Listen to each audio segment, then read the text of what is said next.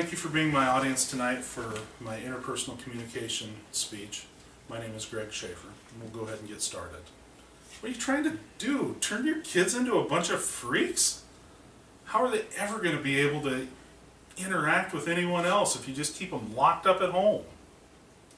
This was the loving response that we received from a relative when discussing the reasons why my wife and I decided to homeschool our kids. In response to that, I want to just right away touch on a 1987 bit of research done by John Wesley Taylor.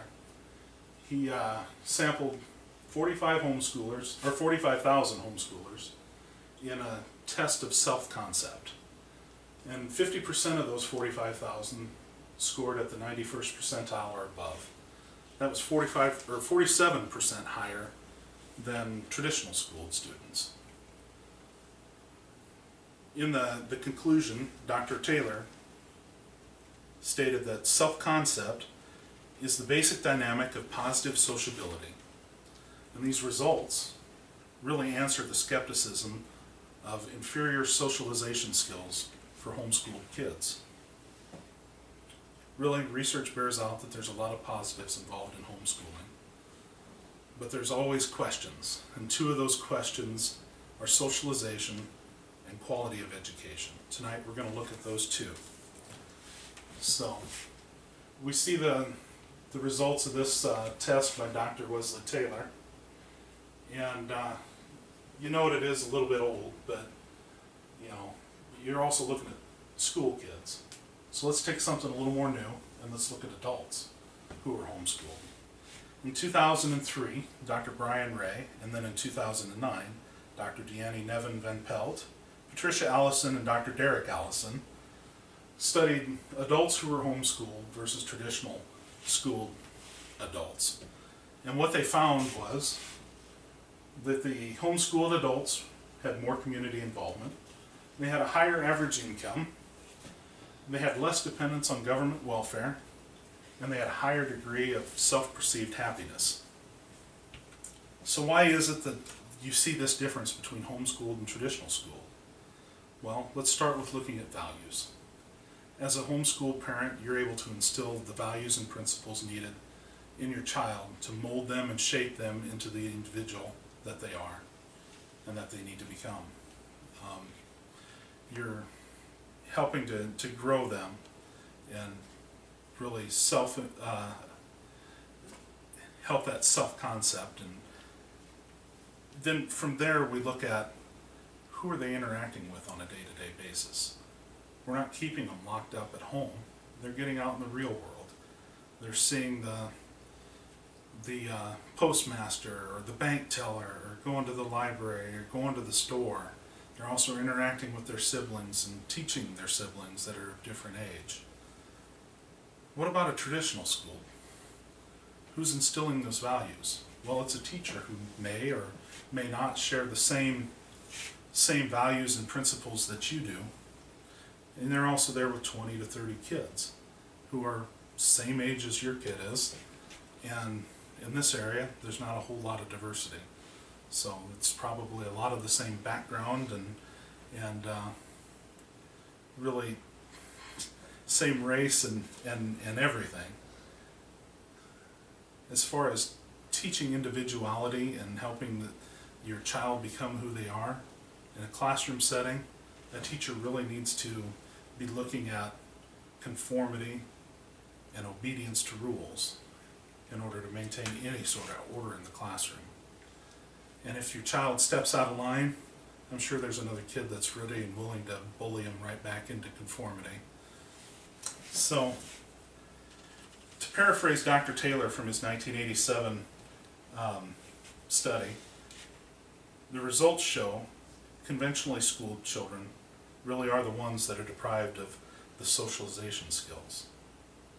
Now, let's look at the quality of education.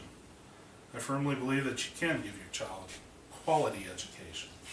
Again, we want to look at two more studies. In 1989, Dr. Lawrence Rudner, and then in 2009, Dr. Brian Ray, each did studies of homeschool children's standardized achievement test results. In that, they found that the homeschool children scored 30 to 40 percentile higher than traditionally schooled children. So, what really is causing that difference between homeschool kids and traditional school kids? Well, we start by looking at curriculum.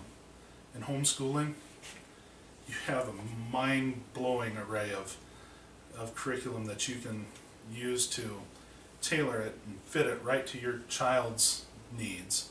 You set the pace and you set the approach, and you really can work to your child's strengths. And then you look at class size in a school setting.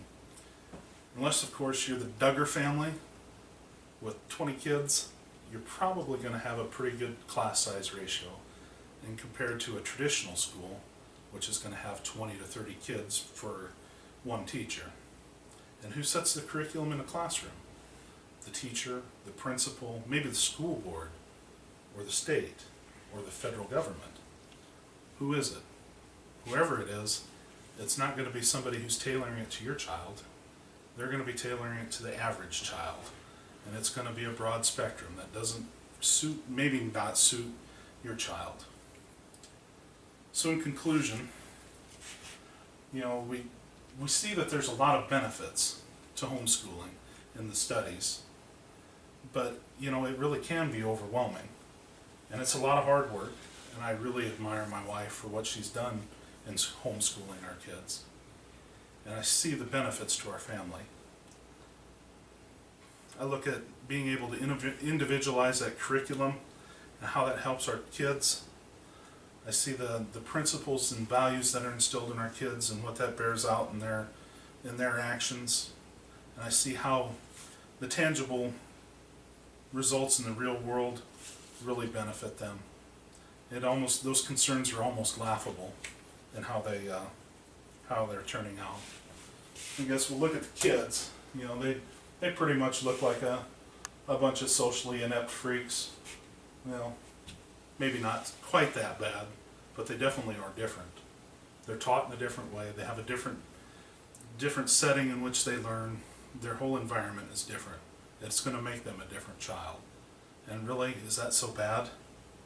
I'm going to leave you with one more quote, and that comes from Christine Foster from the November-December 2000 Stanford Alumni Magazine. In that article, she was interviewing Esther Baruch, who is a homeschooling mom of a Stanford student. She goes on to say, the way these kids learn social skills, modeling themselves after adults rather than peers, is more consistent with the way children have been socialized through most of history. Until about 100 years ago, the rich kid learned from the adult tutors, and the poor kids went to work early. Now, kids model themselves after other kids, who model themselves after TV characters. And you can see what the results are. Thank you.